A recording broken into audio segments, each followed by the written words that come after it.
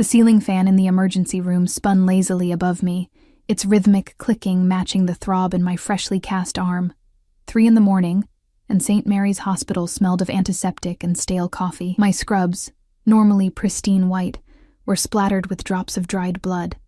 Mine from when I'd fallen. Or rather, when I'd been pushed. "Just a few more forms, Miss Bennett," the night nurse said, sliding a clipboard across the counter. I winced, shifting the heavy plaster cast as I reached for the pen. 6 weeks minimum, the doctor had said. 6 weeks of struggling to change IVs and administer medications one-handed. 6 weeks of explaining to my supervisor why I couldn't handle my full patient load. 6 weeks of hoping my stepfather would be in a better mood when I got home. "Thanks, Lily," I said, recognizing the nurse from previous shifts. I'd been working at St. Mary's for just under a year, my first job after nursing school. Tonight, though, I was on the wrong side of the counter. I scrawled my signature as best I could with my non-dominant hand, trying to ignore the fluorescent lights that intensified my headache. A sudden commotion at the entrance made me turn. The automatic doors hissed open, and the atmosphere in the emergency room shifted instantly.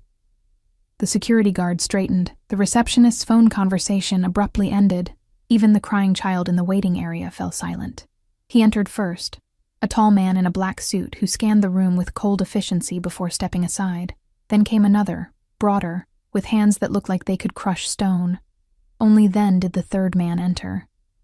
He moved differently than the others, with a casual, predatory grace that made my heart stutter in my chest. Expensive black coat, tailored suit underneath. Dark hair swept back from a face that belonged in Renaissance paintings, all sharp angles and perfect symmetry. He couldn't have been more than 35. I knew exactly who he was, even though I'd never seen him before. Everyone in the city knew Alexander Russo. "Mr. Russo," the charge nurse gasped, rushing forward. "We weren't expecting you." His voice, when he spoke, was surprisingly soft. "Family emergency." My gaze instinctively dropped to the floor. People like me didn't make eye contact with people like him. The Russo family owned half the city. Officially, they were in real estate and shipping. Unofficially, well, that was something no one discussed aloud. I returned to my paperwork, trying to be invisible. The less attention I attracted, the better. That strategy had worked my entire life, especially at home. "4th floor, VIP suite," I heard the charge nurse say. "Dr. Winters is already waiting." The entourage moved toward the private elevator, and I exhaled, not realizing I'd been holding my breath. The clicking of expensive shoes on linoleum faded, and the emergency room slowly returned to its normal hum of activity. "You need a ride home, honey?" Lily asked, taking the completed forms. I shook my head. "I'll grab an Uber." "Are you sure that's a good idea? Going home, I mean?" Her eyes flicked meaningfully to my cast. A flush crept up my neck. This wasn't the first time I'd come to the emergency room with an injury, though it was by far the worst. "It's fine. Just clumsy me," I said with a forced smile. Tripped on the stairs. Lily's expression made it clear she didn't believe me, but she nodded anyway. "Call if you need anything." Outside, the night air was crisp with early autumn. I pulled my jacket awkwardly around my shoulders, one sleeve hanging empty over my cast. My phone showed 3:47 a.m. 3 hours until my stepfather left for work. If I timed it right, I could slip into the house and lock myself in my room without seeing him. I opened the rideshare app, then paused. My bank account balance stared back at me. $27.36. The ride would cost nearly half of that, and rent was due next week. "Looks like we're walking," I muttered to myself, pocketing the phone. It wasn't far. 20 minutes on foot through relatively safe neighborhoods. I'd done it before. I was halfway down the block when headlights swept over me from behind. A black SUV with tinted windows slowed to my pace. My pulse quickened, and I walked faster, clutching my bag against my side. The passenger window slid down silently. The stone-handed man from earlier looked out at me. "Miss Bennett," he said, not a question. I froze. "How do you know my name?" Instead of answering, he opened the door and stepped out. "Mr. Russo would like to speak with you." My mind raced through possibilities, none of them good. There must be some mistake. "I don't know Mr. Russo." "No mistake." He gestured to the open door. "Please." The pleas didn't sound optional. I glanced around the empty street.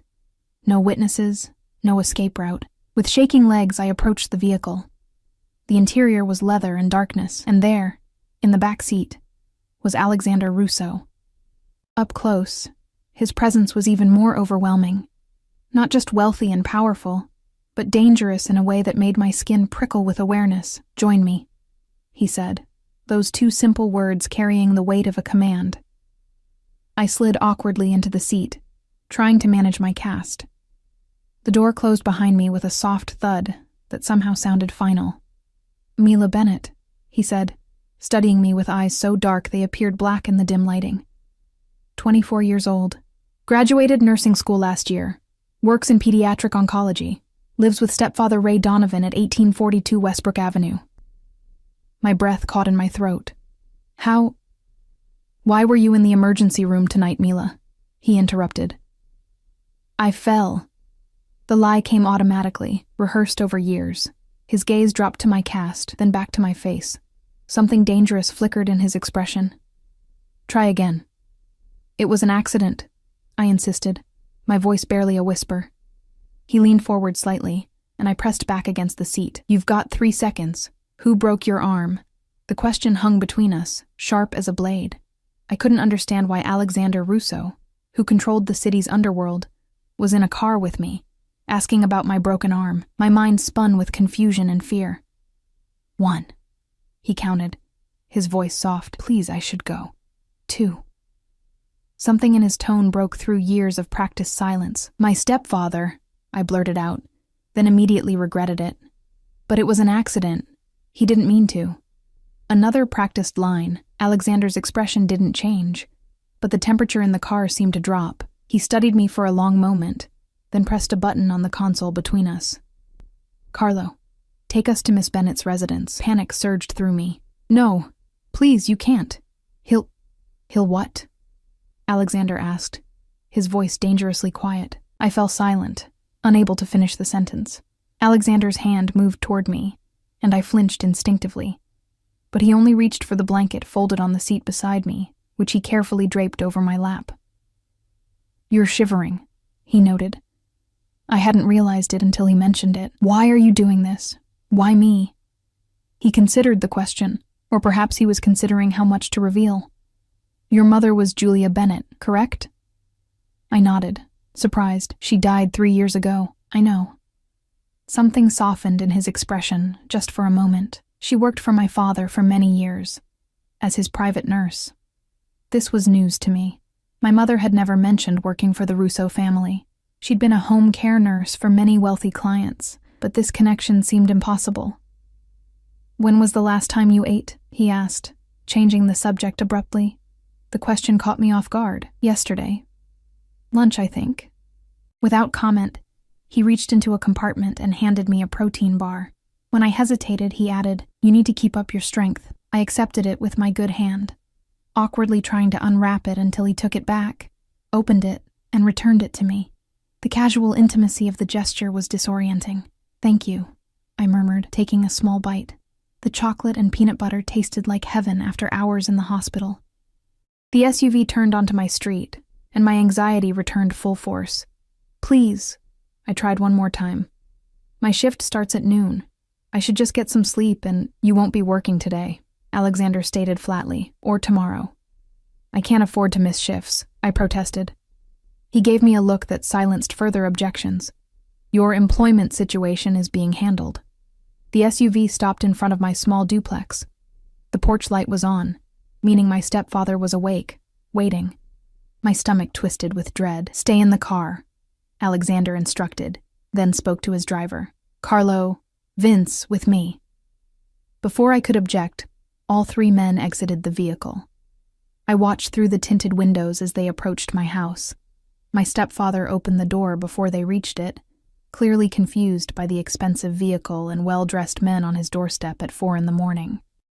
I couldn't hear what was said, but I saw my stepfather's expression change from confusion to recognition to fear. Alexander spoke briefly, his posture relaxed but somehow threatening.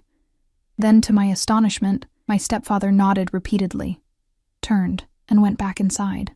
Alexander and his men followed. 5 excruciating minutes passed. I contemplated running but had nowhere to go. Finally, the front door opened again. The 2 guards emerged first, followed by Alexander. My stepfather didn't reappear. When Alexander returned to the SUV, he carried a small duffel bag. He placed it on the seat between us. "Your essentials," he explained. "Clothes, toiletries, medication. Is there anything else you need from the house?" I stared at him in disbelief. "What did you do to him?" "Nothing he didn't deserve," Alexander replied coolly. "Your stepfather and I had a conversation about respect and consequences. He's packing for a trip." A chill ran down my spine. "A trip?" "A long one." Alexander's phone chimed, and he checked it briefly. "We need to go." "Go where?" "I can't just—" "Mila," he interrupted, his tone gentler than before. "You have 2 options. Return to that house and wait for the next accident, possibly one you won't walk away from. Or come with me, where I guarantee your safety." "Why would you protect me?" I whispered. "You don't even know me." His eyes held mine, intense and unreadable. "I made a promise to your mother before she died. I intend to keep it." The revelation stunned me into silence. My mother had never mentioned the Russos, never hinted at any connection to the city's most notorious family. What other secrets had she kept? As the SUV pulled away from the curb, I caught a glimpse of my stepfather through the front window, packing frantically, occasionally glancing outside with naked fear on his face. For the first time since my mother's death, I felt a glimmer of something I'd almost forgotten. Hope. "Where are we going?" I asked, watching my prison of 3 years disappear behind us. Alexander's reply was simple: home. What I didn't realize then was that I was trading one cage for another. Perhaps a gilded one, but a cage nonetheless. And its keeper was infinitely more dangerous than the man I was leaving behind. Dawn was breaking as the SUV pulled through wrought iron gates, casting long shadows across manicured lawns. I dozed off somewhere along the journey, my exhaustion finally overcoming anxiety. When I blinked awake, we were winding up a long driveway toward what could only be described as a mansion. A sprawling stone structure that looked like it belonged in the European countryside rather than the outskirts of our city. "We're here," Alexander said, watching me take in the estate through sleep-blurred eyes. The vehicle stopped at the entrance, where a woman in a crisp black suit waited. She opened my door before Carlo could exit the driver's seat. "Welcome, Miss Bennett," she said with a slight accent, Eastern European perhaps. "I'm Irina, the house manager." Alexander emerged from his side.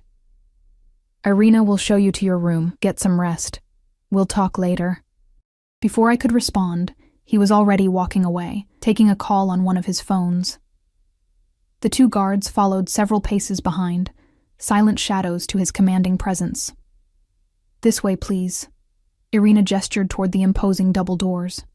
I clutched my duffel bag awkwardly against my chest, feeling small and disheveled in my blood-stained scrubs. "I don't understand why I'm here." Irina's expression remained professional. "Mr. Russo's guests don't require explanations." "I'm not a guest," I said, the words coming out before I could stop them. I don't know what I am." Something like sympathy flickered across her face. "You're under Mr. Russo's protection now. That's all that matters." The foyer was cavernous, with a curved staircase and marble floors that amplified every footstep. Renaissance paintings hung on walls that stretched to cathedral ceilings. A crystal chandelier cast prismatic reflections across the space, morning light splintering into rainbows. Irina led me up the stairs and down a hallway lined with more artwork. I tried to memorize the turns, left, right, left again, but the house seemed designed to confuse. Finally, she stopped before a door at the end of a corridor. "Your suite," she announced, opening it with a keycard. The room beyond was larger than my entire apartment. Sunlight streamed through floor-to-ceiling windows that overlooked gardens, and in the distance, the glittering city skyline. A 4-poster bed dominated one wall, while a sitting area with plush armchairs occupied another.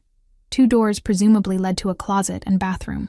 "Everything has been prepared for you," Irina continued. "Fresh clothing in your size is in the wardrobe. Toiletries in the bathroom. If you need anything, use the house phone to dial 0. I turned in a slow circle, trying to process the luxury surrounding me. "How long am I staying?" That's for Mr. Russo to decide. Her tone made it clear the subject wasn't open for discussion.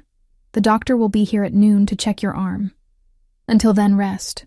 Breakfast will be brought up shortly. After she left, I stood frozen in the center of the room, my mind racing. What had Alexander meant about a promise to my mother? Why did he care about my broken arm? And what exactly had happened to my stepfather? The bathroom was a marvel of marble and glass, with a shower large enough for 4 people and a soaking tub beside a window with a view of the grounds. I caught my reflection in the mirror and barely recognized myself, pale, with shadows under my eyes and hair falling from its once neat bun.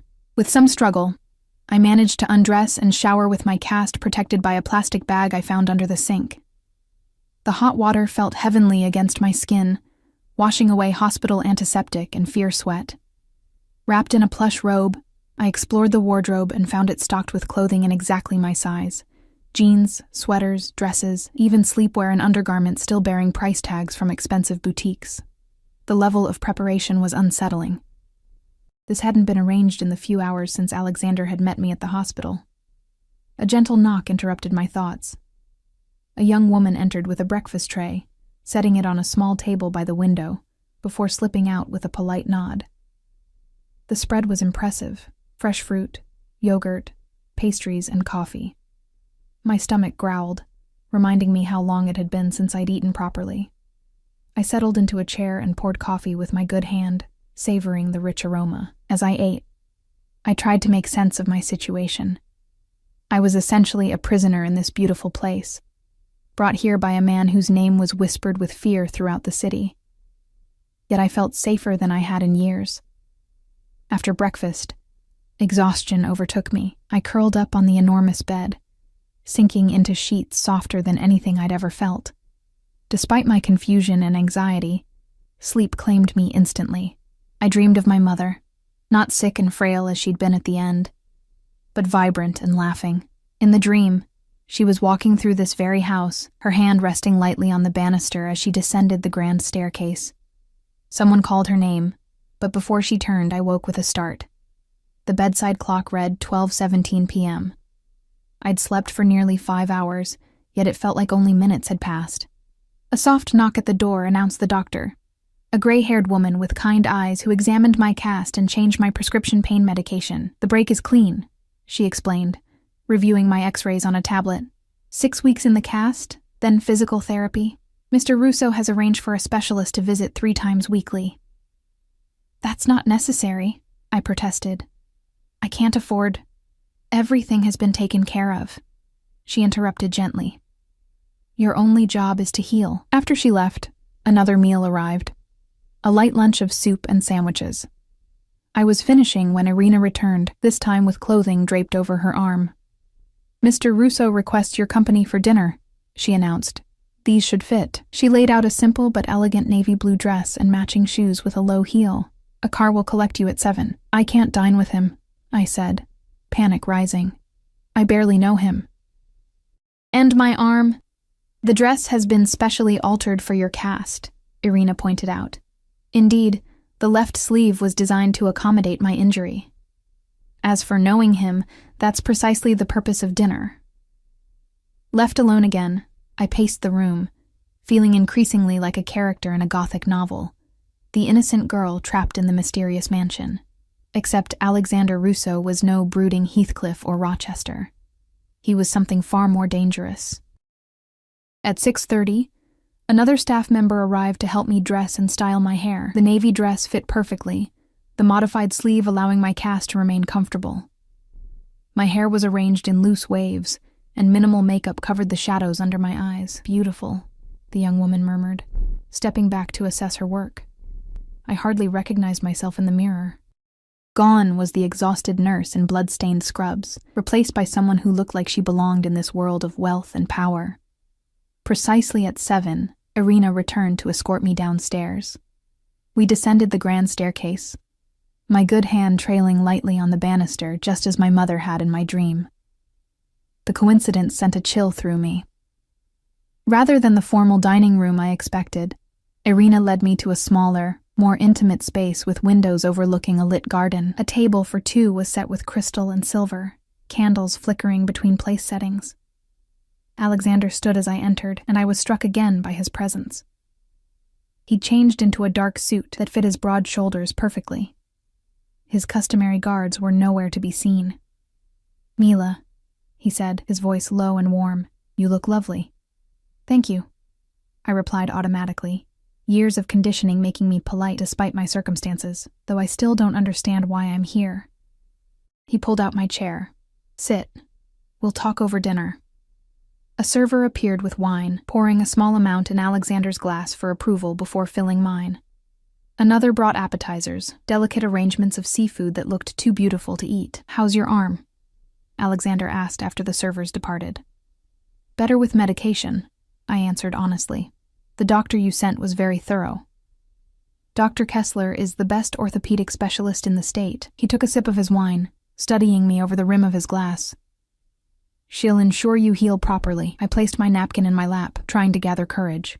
"You said you made a promise to my mother. What did you mean?" Alexander seemed to consider his words carefully. "Your mother saved my life when I was 17. I had appendicitis that turned septic. She was my home nurse during recovery."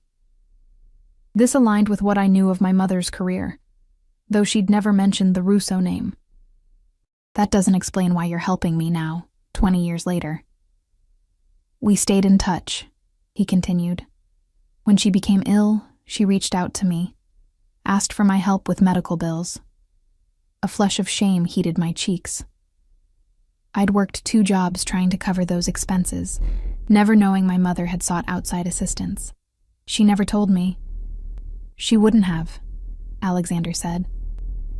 "Julia was proud, but she was also practical. Before she died, she asked me to look after you, to make sure you were safe." My throat tightened with unshed tears. "Why wait 3 years? If you knew about my stepfather—" "I didn't," he interrupted, his expression darkening. "Your mother never mentioned any problems with him. After she passed, I had someone check on you occasionally. You seemed functional, working, independent. Until last night." The idea that I'd been watched for years without my knowledge was disturbing, but somehow less disturbing than what my life had become under my stepfather's roof. "What did you do to him?" I asked, the question that had been haunting me since we left my house. Alexander's expression revealed nothing. "Let's just say Ray Donovan will be embarking on an extended journey of reflection, somewhere very distant, very isolated." A shiver ran down my spine. "You didn't kill him?" Alexander finished. "No, not yet. Death would be too merciful for what he did to you, to Julia's daughter." The casual way he discussed potential murder should have terrified me. Instead, I felt a shameful flicker of satisfaction, imagining my stepfather afraid, the way he'd made me afraid for years. "What happens now?" I asked, barely touching the exquisite food before me. "Now you recover. Here, where you're safe."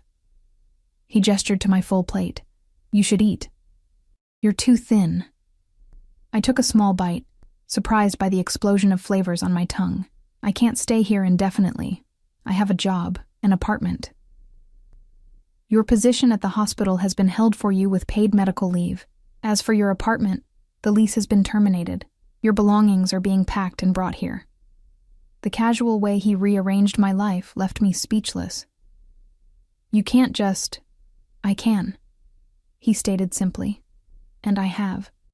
"What if I refuse? What if I want to leave?" Alexander's dark eyes held mine. "Are you asking if you're a prisoner, Mila?" I swallowed hard. "Am I?" "No. You're free to leave whenever you wish." His voice was soft, but carried an undercurrent of steel. "But I promised your mother I would protect you. I take my promises very seriously." The unspoken implication hung between us. I could leave, but Alexander Russo would still be watching, still controlling aspects of my life from a distance. The realization should have frightened me, but instead, it produced a strange sense of security I hadn't felt since my mother died. "There are clothes being made for you," he continued, changing the subject. "A seamstress will visit tomorrow for measurements."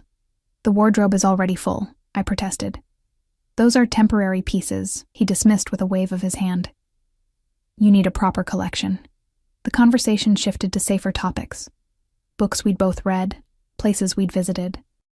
Alexander was surprisingly well-educated and articulate, discussing literature and art with genuine passion. By dessert, I found myself relaxing slightly, drawn in by his charisma despite my better judgment.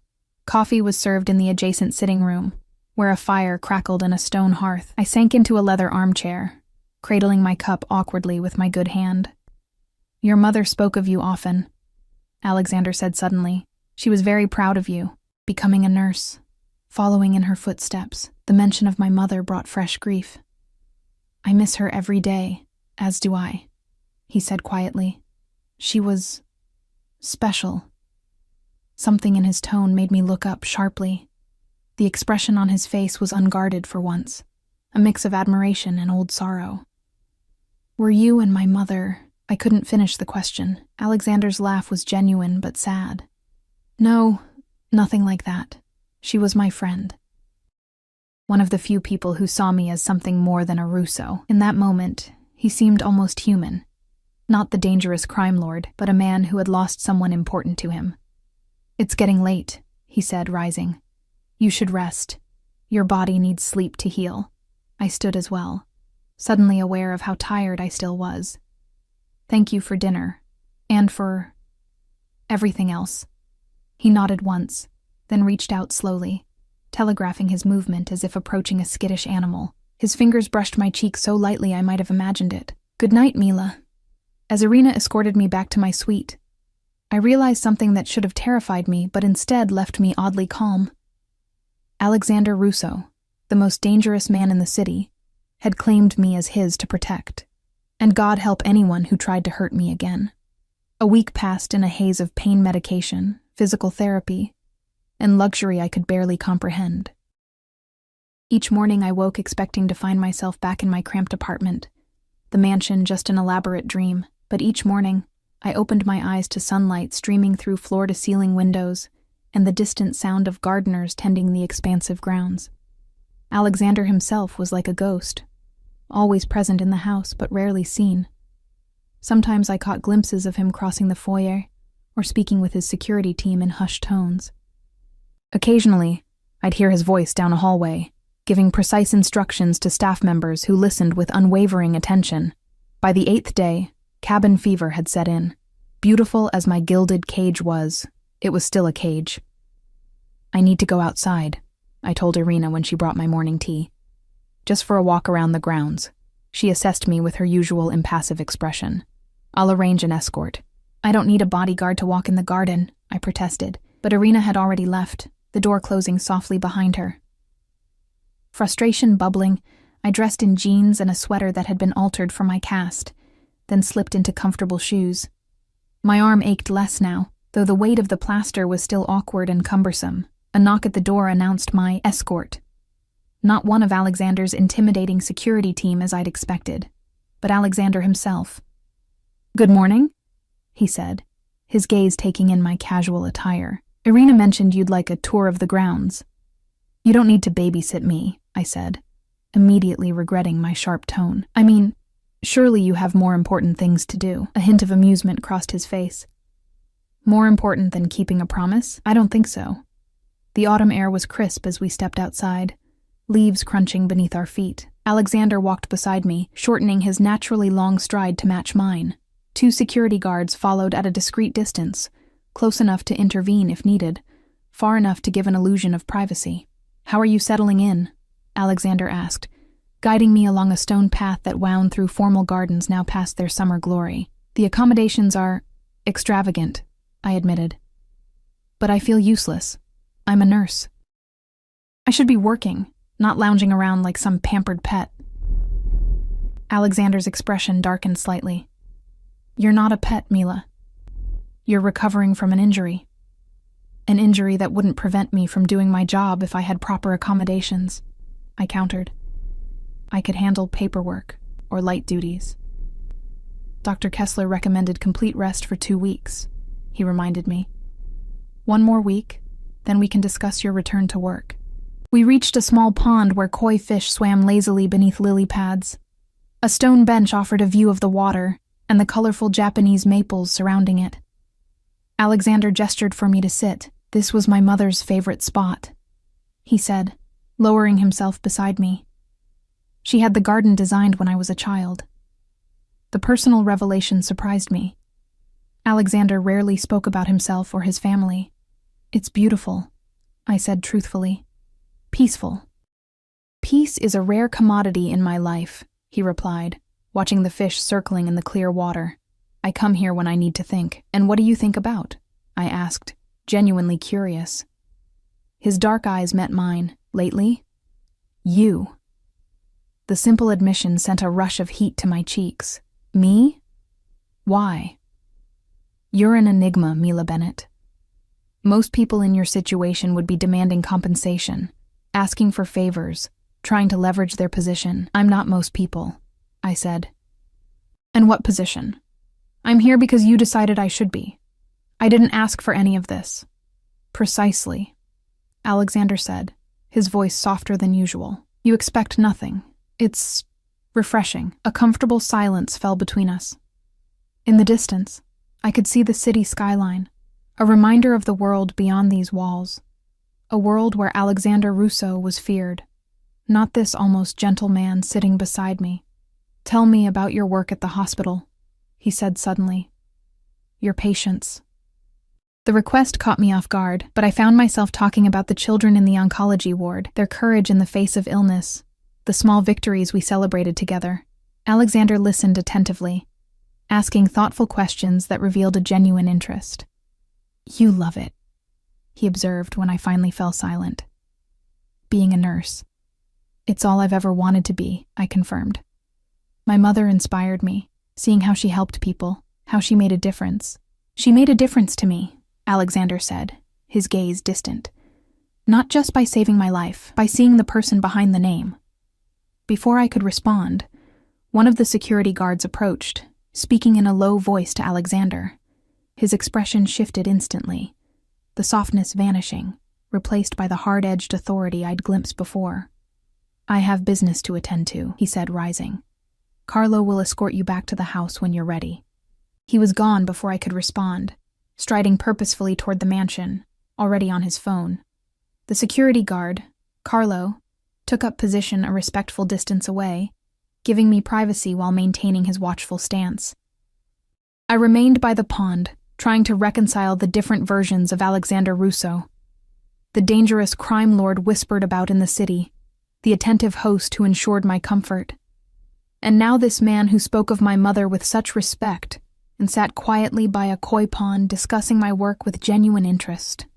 Later that afternoon, I was surprised by a delivery to my suite, a stack of medical journals and nursing publications, along with a note in bold, masculine handwriting. For your professional development during recovery. A. The thoughtfulness of the gesture touched me more than any of the expensive clothes or gourmet meals. He'd listened to me, understood what mattered. That evening, I was informed that Alexander had been called away on business. The news shouldn't have disappointed me, but it did. I'd grown accustomed to our brief interactions, passing each other in hallways, exchanging pleasantries over morning coffee when our schedules aligned. Without him, the mansion felt even more like a beautiful prison. 3 days later, I woke to commotion outside my door, voices in the hallway, footsteps moving quickly. I slipped on a robe and peered out cautiously. Irina spotted me and approached, her usual composure slightly rattled. Please return to your room, Miss Bennett. Everything is under control. What's happening? I asked, noticing security personnel moving with purpose through the corridor. Mr. Russo has returned, she said, as if that explained everything. He requires medical attention. My nursing instincts kicked in instantly. I can help. I'm trained for emergency care. Irina hesitated, then nodded sharply. Come with me, quickly. She led me to a part of the house I'd never seen before, what appeared to be Alexander's private quarters. The space was masculine and minimalist, with dark woods and leather furniture. A team of security stood outside a partially open door, through which I could hear low voices. He's in there, Irina said. The doctor is with him, but I pushed past her into what turned out to be a spacious bathroom. Alexander sat on the edge of a marble counter, shirt off, while a nervous-looking young man attempted to clean a wound on his shoulder. Blood seeped through a makeshift bandage, and Alexander's face was pale beneath his usual tan. "What happened?" I asked, moving forward automatically. Alexander's eyes found mine, surprise briefly replacing the pain in his expression. "Mila, you shouldn't be here."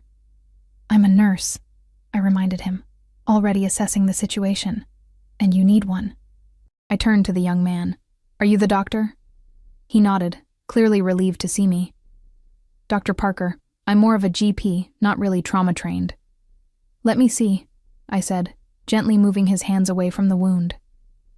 Alexander watched me, his breathing controlled but shallow. The injury was a deep gash across his shoulder and upper chest. Not a bullet wound as I'd feared, but a knife cut from the look of it, clean but deep. "This needs stitches," I said, professional mode fully engaged. "Proper cleaning, antibiotics?" "Just patch it up," Alexander ordered. "No hospitals." I fixed him with my best stern nurse look. "This isn't negotiable. Without proper treatment, you risk infection, significant scarring, possibly nerve damage." For a tense moment, we stared at each other, neither willing to back down. Then, surprisingly, he nodded. "Do what you need to do. Here." "I'll need supplies," I told Dr. Parker, who seemed happy to defer to my expertise. He hurried off to gather what I requested, returning with an impressively well-stocked medical kit. "Everyone out," I ordered, washing my hands one-handed as best I could. "Except the doctor." Alexander dismissed his security team with a nod. They left reluctantly, closing the door behind them. "This will hurt," I warned him, preparing to clean the wound properly. His laugh was short and humorless. "I've had worse." As I worked, I tried to maintain professional detachment, but it was difficult with Alexander watching me so intensely.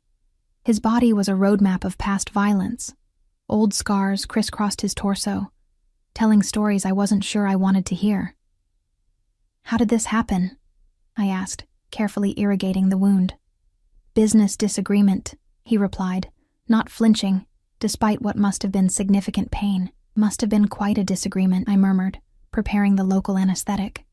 "The other party came away with a more permanent reminder of our differences," he said, his tone casual but chilling. I paused, needle in hand. "Did you kill someone tonight, Alexander?" His dark eyes met mine, unflinching. "Would it change how you treat my wound if I had?" "No," I admitted. "The Hippocratic Oath doesn't have exceptions." "Then perhaps it's better you don't know the details of my business," he suggested. "For both our sakes." I proceeded with the stitches, working methodically despite the awkwardness of using my non-dominant hand with my other arm still in its cast. Dr. Parker assisted silently, handing me instruments and supplies as needed. "You're good at this," Alexander commented as I tied off the last suture. "I had an excellent teacher," I replied, thinking of my mother. "She always said healing was an art as much as a science." "Julia was wise," he agreed softly. When I finished, Alexander insisted Dr. Parker leave us. The young doctor seemed relieved to be dismissed, gathering his belongings quickly and slipping out. Alexander remained on the counter, watching me clean up. "Thank you."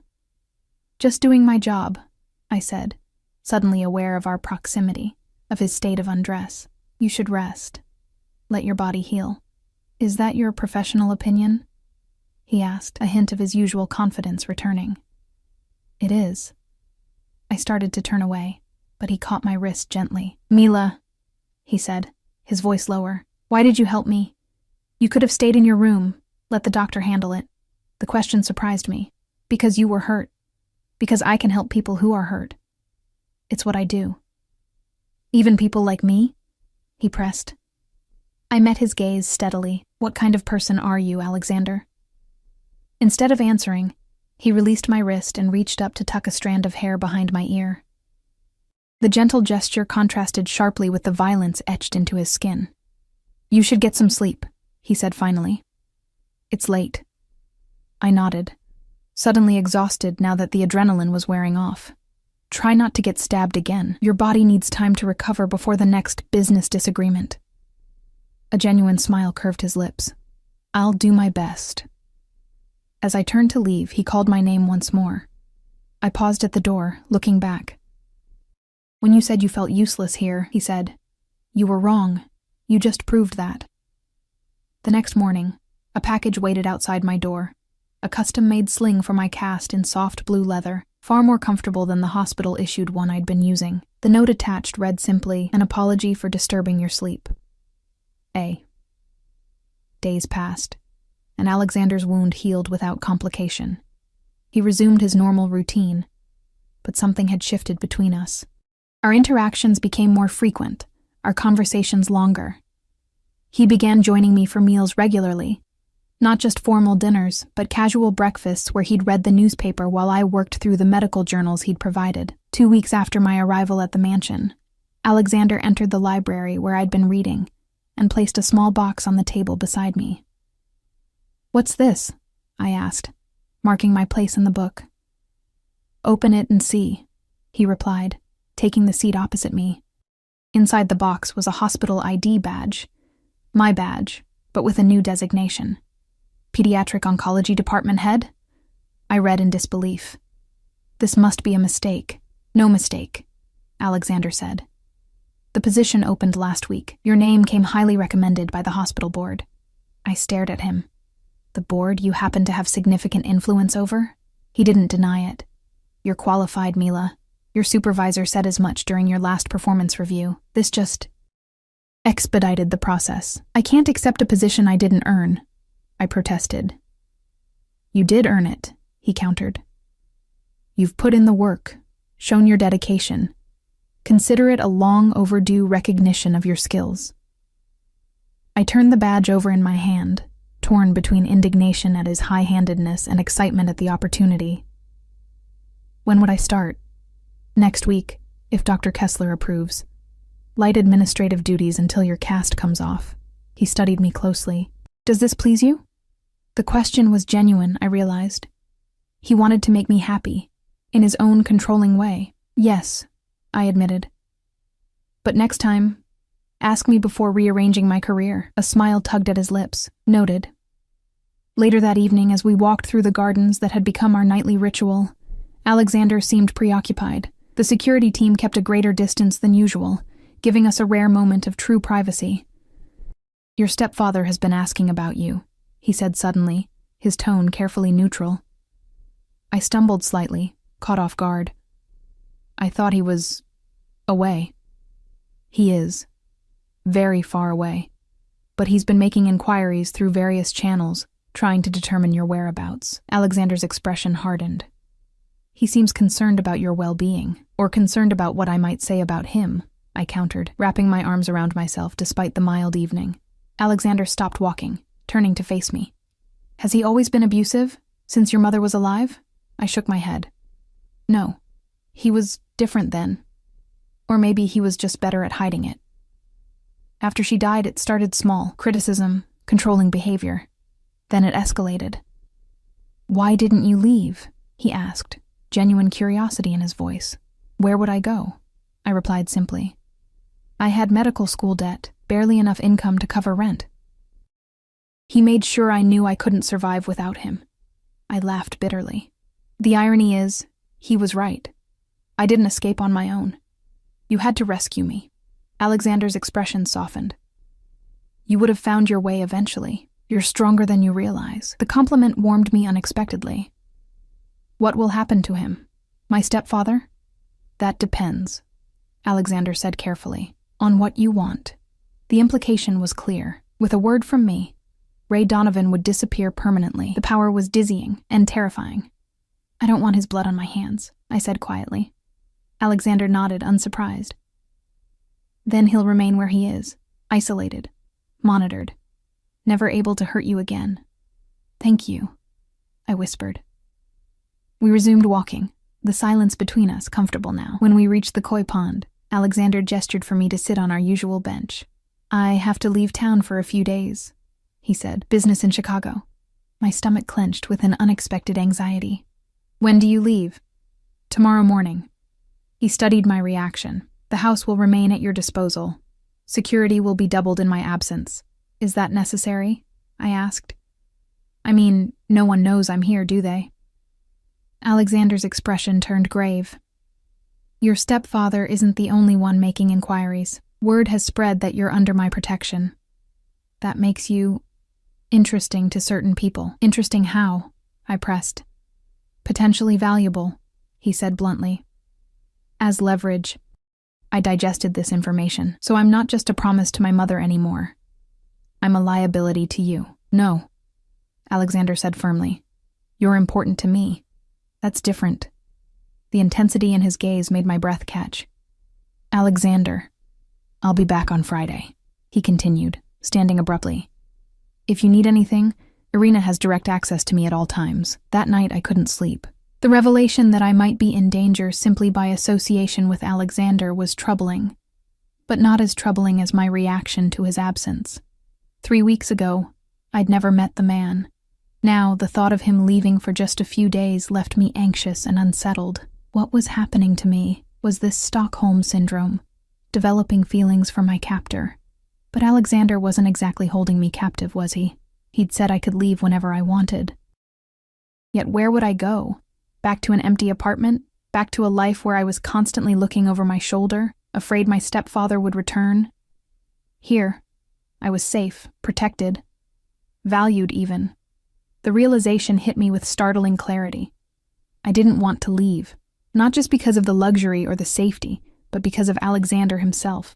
Somewhere between that first terrifying car ride and tonight's walk in the garden, I'd begun to care for him, this complex, dangerous, surprisingly gentle man who had upended my life completely. And that scared me more than any threat from the outside world ever could. Alexander's absence left a vacuum in the mansion. Though he'd only been gone for 2 days, the house felt different. Still running with military precision under Irina's watchful eye, but lacking the electric energy that seemed to radiate from its owner. I'd begun limited work duties, reviewing patient files sent from the hospital and participating in video conferences with the oncology team. The mental stimulation was welcome after weeks of relative inactivity. But I found myself distracted, glancing at my phone more often than necessary, wondering if Alexander would call. He didn't, though Irina assured me he was fine when I casually inquired. Mr. Russo is very busy in Chicago, she said, her knowing look suggesting my interest hadn't been as casual as I'd hoped. On Thursday afternoon, I was working in the library when Carlo appeared at the door. Miss Bennett, there's someone here to see you. My pulse quickened. Mr. Russo is back early? No, miss. A woman. Says she's a friend from the hospital. Confusion and wariness mingled as I followed Carlo to the foyer. Standing there, looking profoundly out of place among the marble and antiques, was Lily, the night nurse who had been on duty when I'd broken my arm. Mila, she exclaimed, rushing forward to embrace me. Thank God you're okay. I returned her hug awkwardly with my good arm. Lily, what are you doing here? She pulled back, examining me with concerned eyes. Everyone's been worried sick. You disappeared from the ER, then your apartment was emptied and no one could reach you. I've been asking around for weeks. The security team watched our interaction with thinly veiled suspicion. I turned to Carlo. It's okay. She's my friend. He nodded, but didn't move from his position by the door. How did you find me? I asked, leading Lily to a small sitting room off the main foyer. It wasn't easy, she admitted, still glancing nervously at the security guards. I heard rumors you'd been seen with Alexander Russo the night you disappeared. Then yesterday, the hospital announced you'd been promoted to department head. Her eyes widened. Mila, what's going on? Are you in trouble? Is he forcing you to stay here? I almost laughed at the absurdity and accuracy of her concern. It's complicated, Lily, but I'm safe. I promise. Alexander is helping me. Helping you? She echoed incredulously. Mila, do you know who he is? What he does? I know enough, I said quietly. Lily lowered her voice to a whisper. People are talking. They say you're his mistress. Heat flooded my cheeks.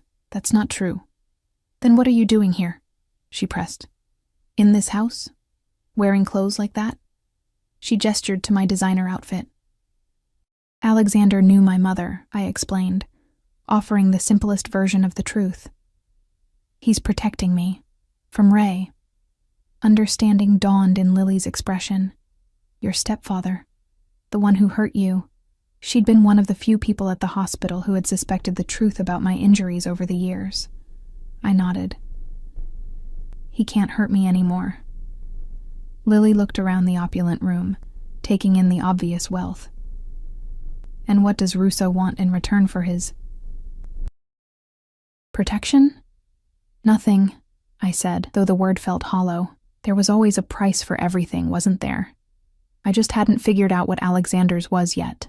Nobody does something for nothing, Mila, Lily said, echoing my thoughts.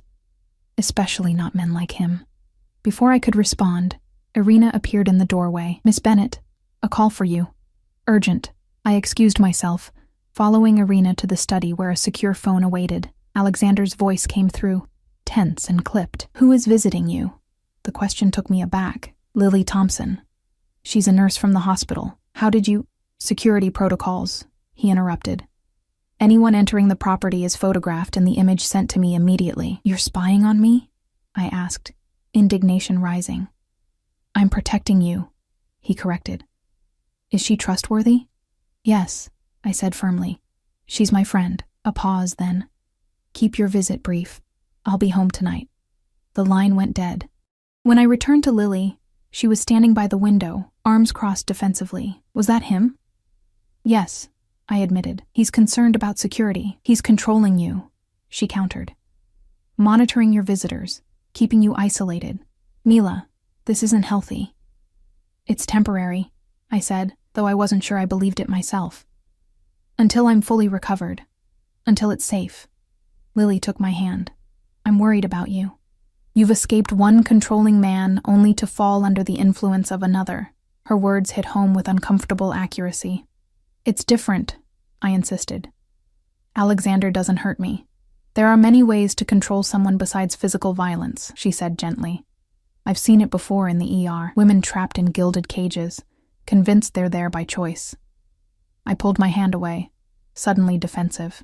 I appreciate your concern, Lily, but I know what I'm doing. She sighed, reaching into her bag for a small notebook. She scribbled something and tore out the page. My new address and private number. If you ever need help, day or night, no questions asked. I took the paper, touched by her concern despite my irritation. Thank you, but I'm really okay. Lily left shortly after, escorted by Carlo to the gate. I watched from the window as her modest sedan disappeared down the long driveway, taking with it my connection to my old life. Her visit had unsettled me more than I wanted to admit. Was she right? Had I simply exchanged one form of captivity for another, more comfortable version? I spent the afternoon distracted, her words echoing in my mind as I tried to focus on patient files. By evening, restlessness drove me to the gardens, seeking peace by the koi pond. The sun was setting, painting the sky in dramatic oranges and purples, when I heard footsteps on the path behind me. I knew without turning who it was. The confident stride, the subtle shift in the air that always seemed to accompany his presence. You're back early, I said, still gazing at the water. Alexander settled beside me on the bench. Business concluded sooner than expected. I glanced at him, noting the tension in his jaw, the subtle shadows beneath his eyes. Successful business? Very, he replied, loosening his tie. How was your visit with Nurse Thompson? The question had an edge to it that irritated me. Pleasant. She was worried about me, with good reason, Alexander said. Your disappearance must have seemed suspicious. She thinks I've exchanged one abuser for another, I stated bluntly, watching for his reaction. Alexander's expression hardened. Is that what you think? I don't know what to think anymore, I admitted. 3 weeks ago, I was just a nurse with a broken arm and a miserable home life. Now I'm living in a mansion, surrounded by security, promoted to a position I'm not sure I earned, wearing clothes that cost more than my monthly rent. And this troubles you? He asked, his voice carefully neutral. Yes, I said honestly, because I don't understand why. Why me? Why go to all this trouble? A promise to my mother doesn't explain. This, I gestured between us. Alexander was silent for a long moment, staring out at the darkening garden. When he finally spoke, his voice was softer than usual. Your mother saved more than my life, Mila. She saved my humanity." He paused, choosing his words carefully. "I was raised to be exactly what I am. My father's son, heir to his empire. There was never any question of what I would become." I listened, afraid to interrupt this rare moment of openness. "When I was 17, after the appendicitis, Julia came to care for me. For 6 weeks, she was in our home every day. And she treated me like a normal boy, not a Russo, not a future crime lord, just Alexander." His expression softened at the memory. "She brought me books, talked to me about my future as if I had choices, asked what I wanted, when no one had ever considered my wants before." "That sounds like her," I murmured, my throat tight with emotion. "When she left, I was different. I still became what I was always meant to be," he continued. "But I never forgot those conversations, the way she saw me." He turned to face me fully. "You have her eyes, her compassion. When you treated my wound, you didn't see Alexander Russo, the man people fear.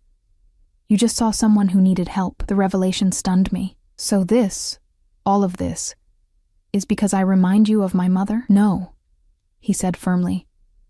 "It started as a promise, yes. But it's become something else entirely." "What has it become, Alexander?" I asked, my heart beating faster. Instead of answering, he reached out, his fingers brushing my cheek with a tenderness that made my breath catch. "I've spent my life surrounded by people who want something from me. Power, money, protection, favors. You're the first person since your mother who expects nothing." "That's not entirely true," I admitted. "I do want something from you." His expression grew guarded. "What?" "The truth," I said simply. "About what happens next, about what you want from me." Alexander's dark eyes held mine, intense and unreadable.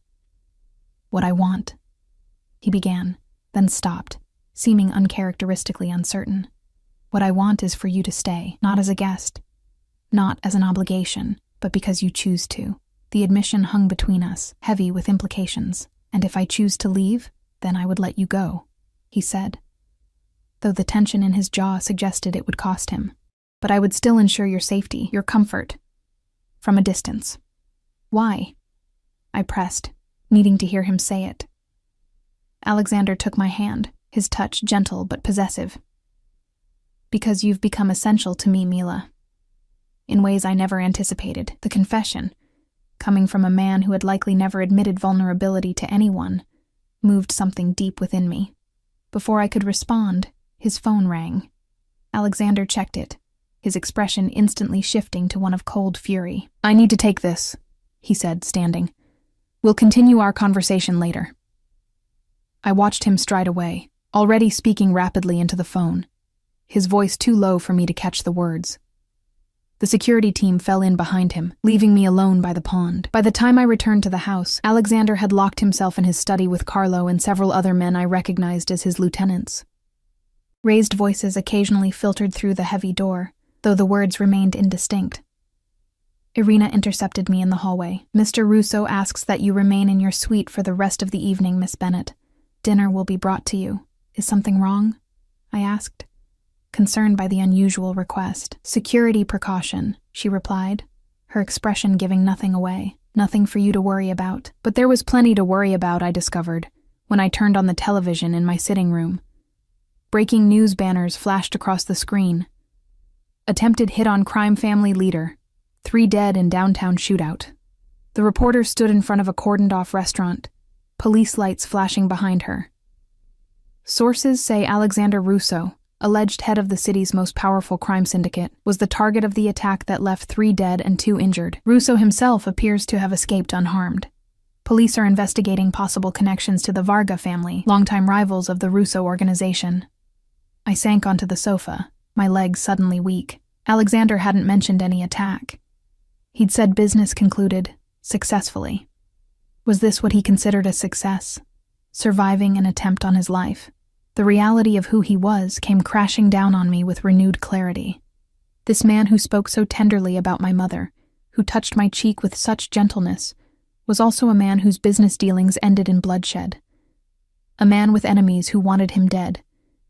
And now I was connected to him, Protected by him, yes, but also potentially a target because of that very protection. When dinner arrived, I couldn't eat. I paced the suite, torn between the growing feelings I couldn't deny and the harsh reality of Alexander's world. Lily's warnings echoed in my mind, alongside Alexander's confession by the pond. A soft knock at my door startled me from my thoughts. I opened it to find Alexander standing there, his expression inscrutable. "May I come in?" he asked, unusually formal. I stepped aside, noting how exhausted he looked up close. His tie was gone, shirt collar open, revealing the edge of the scar where I'd stitched his wound. "You're all over the news," I said, closing the door behind him. "There was an attack." "Yes," he confirmed, moving to the window to gaze out at the moonlit gardens. "An unfortunate business complication." "3 people are dead, Alexander," I said quietly. "That's more than a complication." He turned to face me, his expression hardening slightly. "This is my world, Mila. I've never pretended otherwise." "No, you haven't," I admitted. "But I don't think I fully understood what it meant until now." "And now that you do?" he asked, a hint of vulnerability beneath the question. I approached him slowly. "Now I understand why you keep asking what I want, instead of telling me what you want. You're used to taking. Used to people giving you what you desire out of fear or obligation." Alexander remained still as I stopped before him, close enough to feel the warmth radiating from his body. "But you don't want that from me," I continued softly. "You want me to choose you, freely." Something shifted in his dark eyes. Surprise, perhaps, that I had understood so clearly. "Yes," he acknowledged. "I want your choice to be real." I reached up, my fingertips lightly tracing the scar visible at his collar. "Even if I choose wrong, even if I choose a man whose business leaves bodies in the street." His hand caught mine, holding it against his chest where I could feel his heart beating steadily. "Even then, though I would do everything in my power to keep that part of my life separate from you." "Could you?" I asked. "Tonight's news suggests otherwise." "What happened today was an anomaly," he said firmly, "a miscalculation that won't be repeated." I studied his face, searching for the truth. The attack was because of me, wasn't it? Someone found out about me, about what I mean to you. Alexander's silence was confirmation enough. "How did they know?" I pressed.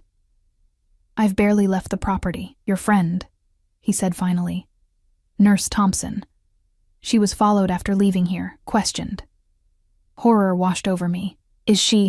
She's unharmed," he assured me quickly. "But she revealed enough for the Vargas to make certain assumptions about your importance." Guilt and fear twisted in my stomach. "I put her in danger. I put us both in danger."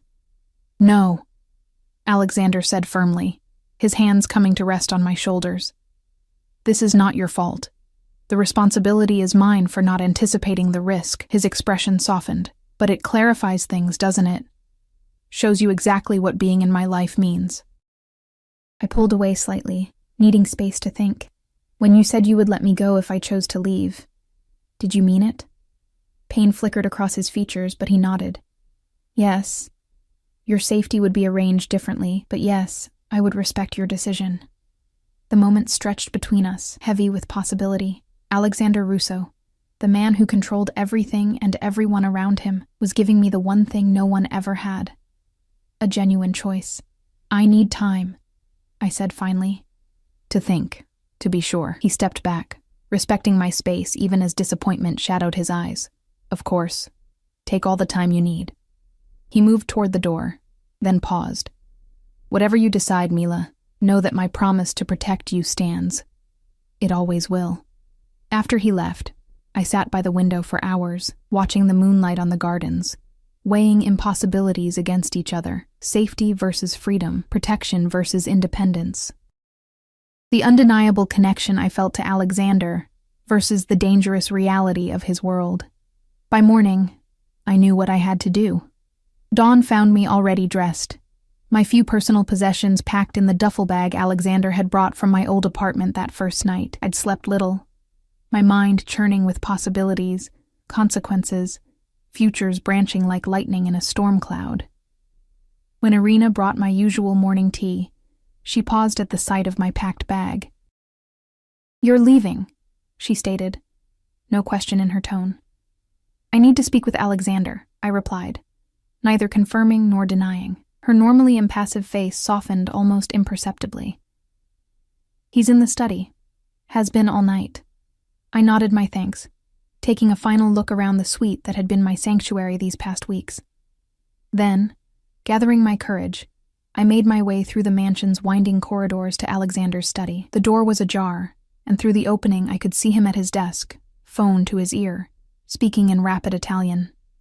Files and laptops were spread across the surface before him, evidence of a sleepless night. Despite his disheveled appearance, shirt creased, hair mussed from running his hands through it, he still radiated power and control. He glanced up, spotting me in the doorway, and immediately ended his call. "Entrate," he said, gesturing me inside. I stepped into the room, suddenly uncertain how to begin. His gaze dropped to the bag in my hand, and something shuddered in his expression. "You've made your decision," he said, rising from his chair. "Yes." I set the bag down, needing both hands free for what came next. "I'm leaving." Alexander nodded once, his jaw tight. "I understand. Carla will drive you wherever you wish to go. Your apartment has been maintained in your absence, though security upgrades were installed. The lease is paid through the year." The business-like tone, the immediate practicality of his response, caught me off guard. "You're not going to try to change my mind?" "I gave you my word," he replied simply. "Your choice is yours alone." I moved closer, studying the face that had become so familiar to me. And if my choice is to leave, but not to go far? Confusion flickered across his features. "I don't understand. I can't stay here, Alexander, not as a guest. Not as someone you're protecting because of a promise to my mother." I took a deep breath. "But I could stay as something else." Hope and wariness battled in his expression. "What are you saying, Mila?" "I'm saying I want my own place, my own life, my job at the hospital." I stepped closer still, until I could feel the heat of him. "And I want you. But I need to know it's my choice, not just something I fell into because you rescued me." Alexander remained perfectly still, as if afraid any movement might shatter this fragile moment. "And how would this work? In practical terms, I live in my own apartment, work my shifts, build my career." I reached up, my hand resting lightly against his chest. "And when I choose to, I come to you, or you come to me, but as equals, not as protector and protected." "Equals," he repeated, his voice low.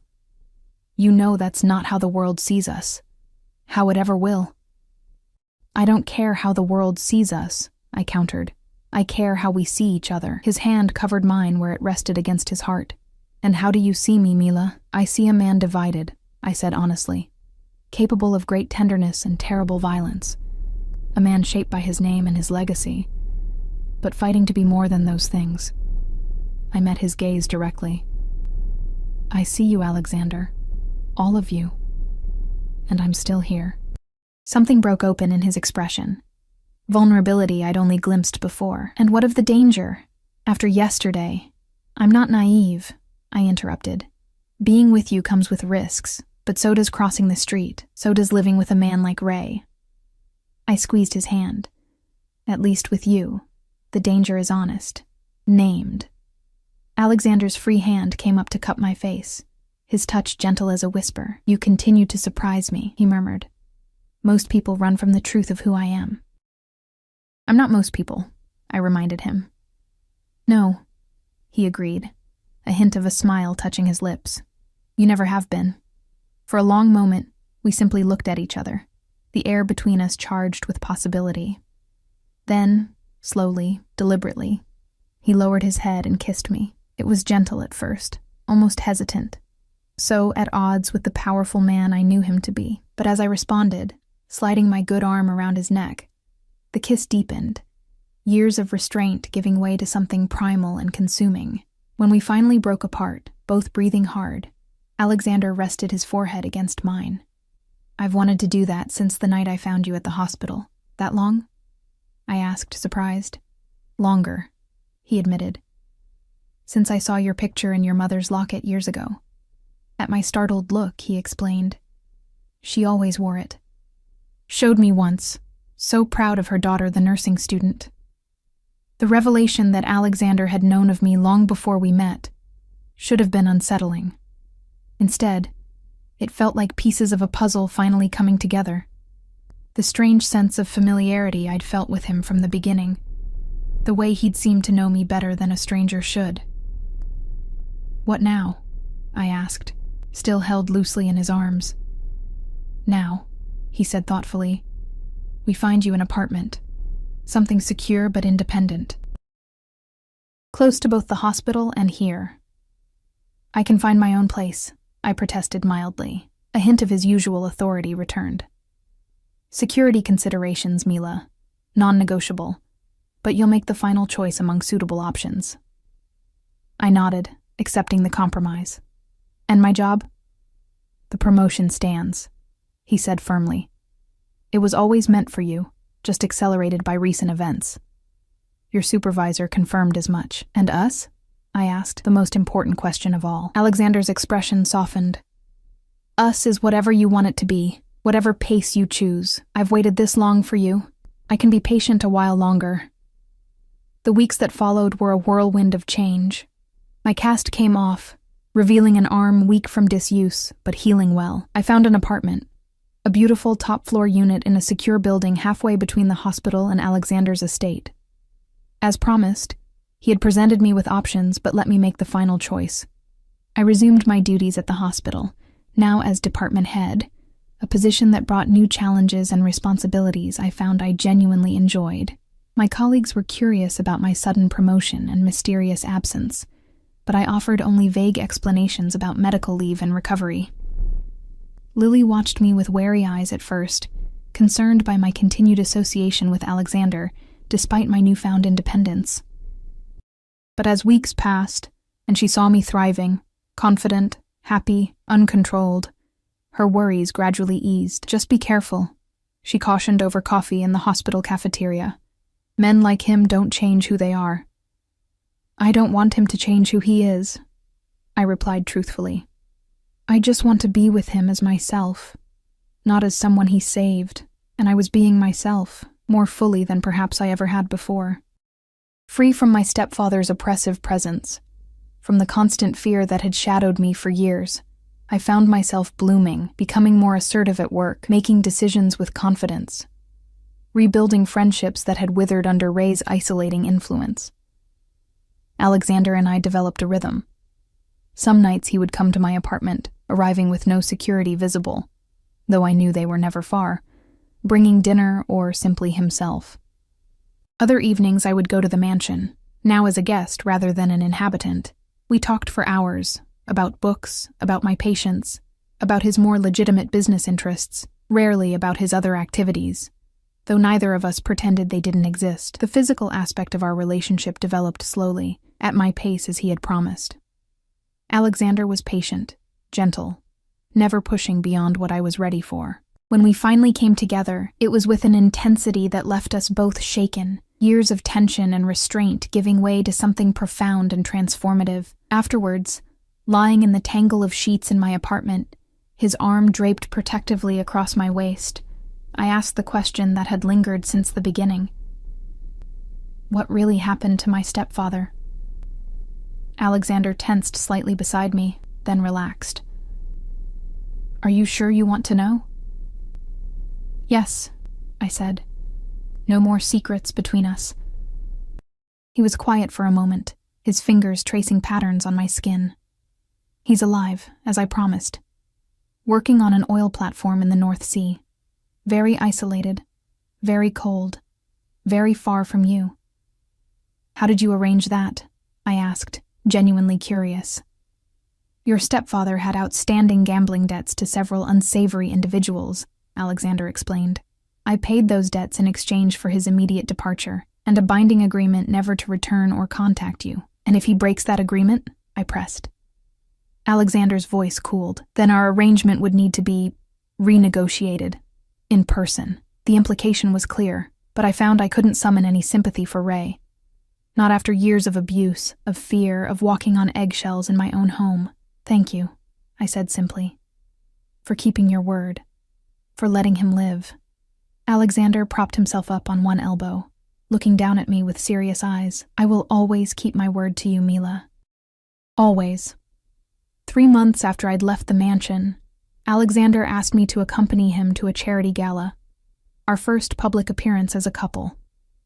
The event, benefiting the children's hospital where I worked, would put us squarely in the spotlight. Are you sure? I asked, as we discussed it over dinner at the mansion. Won't this make me more of a target? You're already known to be important to me, Alexander replied. Hiding you away won't change that. Better to be open, to show strength. He took my hand across the table, but only if you're comfortable. I considered it carefully. Public association with Alexander Russo would change how people saw me. Colleagues, patients, friends. But hiding our relationship felt dishonest, as if I were ashamed of him. Yes, I decided. I'll go. The night of the gala, Alexander sent a dress, a deep blue silk creation that fit perfectly, making me look elegant without being ostentatious. When he arrived to collect me, he wore a tuxedo that emphasized his broad shoulders and commanding presence. You're beautiful, he said, his eyes warming as they took me in. So are you, I replied, adjusting his bow tie slightly. His smile was wry. I've been called many things, but beautiful is a first. The event was held in the grand ballroom of the city's oldest hotel. As we entered, a subtle hush fell over the nearby guests, heads turning, whispers following in our wake. Alexander's hand rested lightly at the small of my back, a gentle but clear statement of possession. Hospital administrators greeted me warmly, though I noted the flicker of uncertainty in their eyes when Alexander was introduced. My colleagues were more openly curious, some boldly assessing the man whose name inspired such fear and respect throughout the city. Dr. Phillips, I greeted my former supervisor, now my colleague. You remember Alexander Russo? The older man nodded, extending a hand that barely trembled. Of course. Mr. Russo has been very generous to the pediatric oncology department. The work you do is important, Alexander replied smoothly. Mila speaks highly of your leadership. As the evening progressed, I was struck by Alexander's social grace. He moved through the crowd with easy confidence, charming donors, engaging in conversation with hospital board members, always keeping me at his side, but never overshadowing me. This was yet another facet of him. The public figure, the businessman, separate from both the tender lover I knew in private and the dangerous crime lord others feared. During dinner, I noticed a man watching us from across the room, distinguished, silver-haired, with cold eyes that never left Alexander. When our gazes met, he raised his glass slightly, a gesture that seemed more challenge than toast. Who is that? I asked quietly. Alexander didn't need to look up to know who I meant. Victor Varga, my chief business rival. The name sent a chill through me. The Varga family, mentioned in the news reports about the attack on Alexander months earlier. Should I be concerned? I asked, keeping my voice steady. No, Alexander replied with calm certainty. Not here. Not now. His hand covered mine on the table, visible to anyone watching. And never again. If I have anything to say about it, later, as we danced, I felt Victor Varga's eyes following us across the floor. He's still watching, I murmured. Alexander drew me closer, his lips brushing my ear. Let him watch. Let everyone watch. Let them see exactly what they would be risking if they ever tried to reach me through you. There was possession in his voice, yes, but also something deeper. A vulnerability I'd come to recognize in the months we'd been together. Alexander Russo, who controlled vast criminal enterprises with ruthless efficiency, had given me power over him that no enemy could ever match. We both knew it, though neither of us spoke of it aloud. As the evening drew to a close, Alexander was pulled aside by a hospital board member, leaving me momentarily alone by the champagne fountain. I was reaching for a glass when a voice spoke from behind me. So, you're the nurse who tamed the beast. I turned to find Victor Varga standing there, impeccably dressed, a cold smile on his face. Mr. Varga, I acknowledged, my pulse quickening. I don't believe we've been introduced. No need for formalities, he replied smoothly. I feel I know you already, Miss Bennet. You've become quite the topic of conversation in certain circles. I kept my expression neutral, channeling Alexander's calm authority. Have I? Indeed. The woman who holds Alexander Rousseau's heart. If such a thing exists. Varga sipped his champagne. A valuable position. Potentially dangerous, of course. Is that a threat, Mr. Varga? I asked directly. He chuckled, seemingly amused by my boldness. Merely an observation. Rousseau has many enemies. I'm aware, I replied coolly. Yet here you are, he mused. Either very brave or perhaps I simply know something you don't, I countered. Curiosity flickered in his cold eyes. And what might that be? That there's more to Alexander Rousseau than most people see. I met his gaze steadily, including you. Before he could respond, I felt a presence at my side. Alexander, his expression pleasant, but his eyes hard as he looked at Varga. Victor, he greeted with deceptive mildness. Introducing yourself to Mila. How considerate. The tension between the two men was palpable. Years of enmity compressed into the small space between them. Just welcoming her to our little community, Varga replied. She's quite remarkable. I can see why you're attached. Alexander's hand settled at my waist, both protective and possessive. Indeed. If you'll excuse us, our car is waiting. As we walked away, I could feel Varga's eyes boring into my back. He was threatening me, I said quietly once we were out of earshot. Testing boundaries, Alexander corrected, assessing weaknesses, and, I pressed. A smile touched his lips, and finding none. You handled him perfectly. In the car, safely enclosed in tinted privacy, I asked the question that had been forming all evening. Will it always be like this? Rivals watching? Waiting for an opportunity? Alexander considered the question with the seriousness it deserved. My world is what it is, Mila. I won't insult you by pretending otherwise. I'm not asking for pretense, I said. Just truth. He took my hand, his thumb stroking my palm. The truth is, yes, there will always be threats. But also, yes, I will always protect what's mine. He looked into my eyes. And you are mine, as I am yours. A dangerous truth, perhaps, but truth nonetheless. Instead of fear, his words filled me with a strange certainty. I had chosen this. Chosen him. With clear eyes and full understanding of who he was and what his world entailed. Not as a captive, not as someone he'd rescued, but as an equal partner who had weighed the risks against the depth of what we shared and found the balance worth the danger. 6 months to the day after Alexander had found me at the hospital, we stood in the garden by the koi pond, watching the sunset paint the sky in fiery hues. My life had transformed completely. New apartment, new position at the hospital, new relationship that defied all conventional wisdom. Any regrets? Alexander asked, his arm around my waist as we watched the koi swim lazy circles. I considered the question honestly. No, I answered finally. This path wasn't one I could have imagined. But it's mine. I chose it. I chose you. He turned me to face him, his expression more open than I'd ever seen it. I have something for you. From his pocket, he withdrew a small velvet box. My heart stuttered in my chest as he opened it, revealing not a ring as I'd half expected, but a delicate gold locket. It was your mother's, he explained as I touched it with trembling fingers. She left it with me before she died, asked me to give it to you when the time was right. Tears pricked behind my eyes as Alexander fastened the chain around my neck. The locket rested against my skin, warm and somehow familiar. Open it, he urged gently. Inside was a tiny photograph. My mother, smiling, healthy, as I remembered her before illness took her. And opposite, where my picture had once been, was a new photo. Alexander and me, captured during a quiet moment in the garden weeks earlier, his arm around me, my head on his shoulder. She would have approved, Alexander said softly, of us. How can you be sure? I asked, closing the locket gently. Because she knew me at my worst, and still saw something worth saving, he replied, just as you do. As night fell around us, the garden lights illuminating our path back to the house, I thought about choices, mine, my mother's, Alexander's. the complex web of decisions and consequences that had brought us to this moment. My stepfather had once told me, in a rare moment of alcohol-induced honesty, that life was a series of cages. You never truly escaped, just traded one for another. Perhaps he was right. But some cages were of our own making.